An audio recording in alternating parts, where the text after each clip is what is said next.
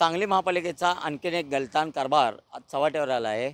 आपल्यासोबत डॉक्टर महेश कुमार कांबळे जे आंबेडकरी चळवळीचे नेते आहेत, त्यांनी हा कारभार संपूर्ण उघड केलेला आहे आणि सांगली जिल्हाधिकाऱ्यांकडे आज निवेदन देऊन त्यांनी मागणी केलेली की नेमकी मागणी काय आहे आणि काय पद्धतीचे त्यांचे आरोप आहेत ते आपण जाणून घेऊया। काय भूमिका आहे तुमची आणि जिल्हाधिकाऱ्यांना तुम्ही काय निवेदन दिले? सांगली मिरज आणि कुपवाड महानगरपालिकेचा कारभार आंधळ दळतैन कुत्रं फीट खातंय अशा पद्धतीचा सुरू आहे।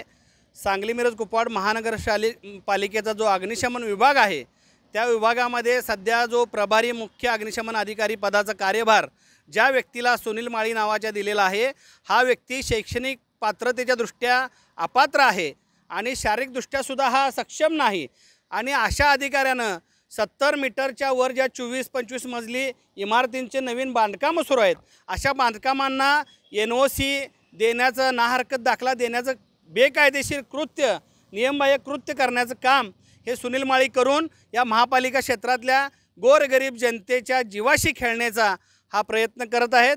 म्हणून आम्ही जिल्हाधिकाऱ्यांना आज निवेदन दिलेलं आहे की सांगली मिरज कुपवाड शहर महानगरपालिका ही ड वर्गातली महापालिका आहे आणि या महापालिकेमध्ये आपली जी अग्निशमन विभागाची जी काही यंत्रणा आहे ही तोकडी आहे।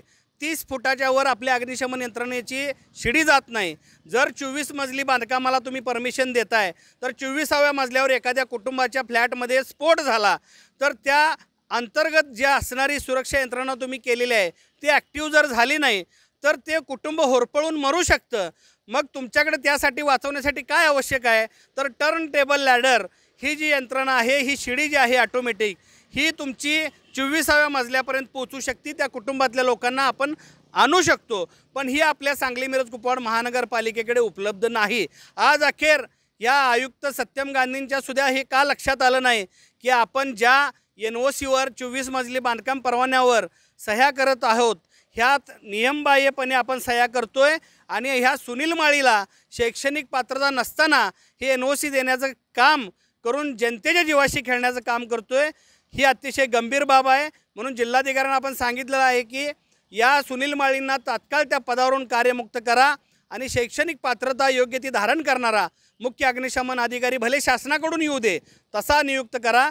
म्हणजे या महापालिका क्षेत्रात जे काही 70 मीटरच्या वर जी बांधकामं सुरू आहेत, 24 मजली असेल, 23 मजली असेल, त्या बांधकाम परवान्यांना जी NOC लागती ती कुठंतरी नियमात बसवून नियमबाह्यपणे न देता कायदेशीरपणाने दिली जाईल आणि मग त्या आपल्या जनतेच्या जीवाशी खेळ खेळला जाणार नाही, अशा पद्धतीची मागणी आपण आज माननीय जिल्हाधिकाऱ्यांना केलेली आहे।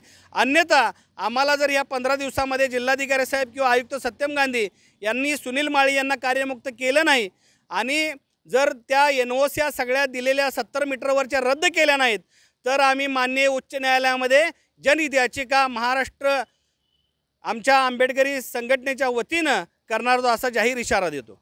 नक्कीच आपण पाहू शकता, विट्यात नक्कीच दुर्घटना घडली, त्यात 4 ते 5 लोकांचा होरपळून जीव गेला आहे, मृत्यू झाला आहे। सांगलीमध्ये महापालिका क्षेत्रात अशी एखादी दुर्घटना घडली तर त्याला जबाबदार कोण, असा प्रश्न जिल्हाधिकाऱ्यांना डॉक्टर महेश कुमार कांबळे यांनी विचारलेला आहे। त्याबरोबर या जनतेच्या जीवाशी खेळण्याचा अधिकार या महापालिकेच्या अधिकाऱ्यांना आहे का हे पाहणंसुद्धा महत्त्वाचं घटना आहे पाहणार आहे। दुसरी गोष्ट, आपली जर 70 मीटरपेक्षा उंच जाणारी शिडी आपल्याजवळ नसेल किंवा यंत्रणा नसेल आग विझवण्याची तर आपण 24 मजल्यापर्यंतची परवानगी कशी काय देतोय, हा सर्वसामान्यांना पडलेला प्रश्न आहे।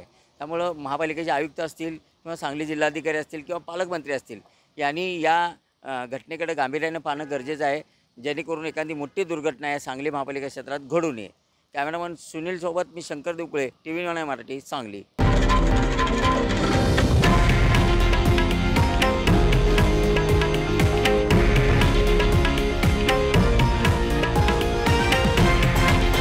हे आहे देशातील नंबर 1 न्यूज नेटवर्क आणि आपण पाहत आहात TV 9 मराठी, एकमेव।